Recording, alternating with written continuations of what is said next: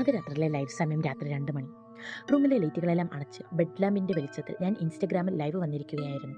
Followers കുറവായത് കൊണ്ട് തന്നെ ആകെ 10 പേർ മാത്രമാണ് ലൈവ് കാണുന്നത്. ഞാൻ കാഷ്വലായി അവരോട് സംസാരിച്ചു കൊണ്ടിരുന്നു. പെട്ടെന്ന് ലൈവിലേക്ക് പുതിയൊരു ആൾ കയറി. അവന്റെ പ്രൊഫൈലിന് പേരോ ചിത്രമോ ഇല്ലായിരുന്നു. അവൻ ഒരു കമന്റ് ഇട്ടു. നിന്റെ പുറകിൽ നിൽക്കുന്നത് ആരാണ്? ഞാൻ ചിരിച്ചുകൊണ്ട് മറുപടി പറഞ്ഞു. ഏയ്, ഞാൻ റൂമിൽ തനിച്ചാണ്. ഫ്രണ്ട്സ് വേറെ ആരുമില്ല. പക്ഷേ തൊട്ടടുത്ത നിമിഷം ലൈവ് കണ്ടുകൊണ്ടിരുന്ന ബാക്കി 10 പേർ ഒരുപോലെ കമന്റുകൾ ഇടാൻ തുടങ്ങി.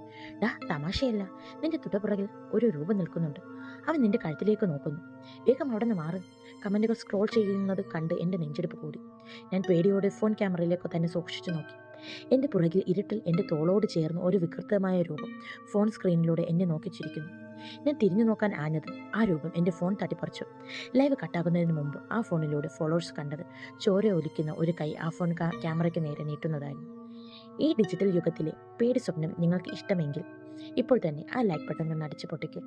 ഇതുപോലുള്ള ഞെട്ടിക്കുന്ന ഹൊറർ സ്റ്റോറി ടെസ്റ്റുകൾ ദിവസം കാണാൻ നമ്മുടെ ചാനൽ ഇപ്പോൾ തന്നെ സബ്സ്ക്രൈബ് ചെയ്യും. അടുത്ത ലൈവിൽ കാണാം. അതുവരെ ലോഗൗട്ട് ചെയ്യൂ.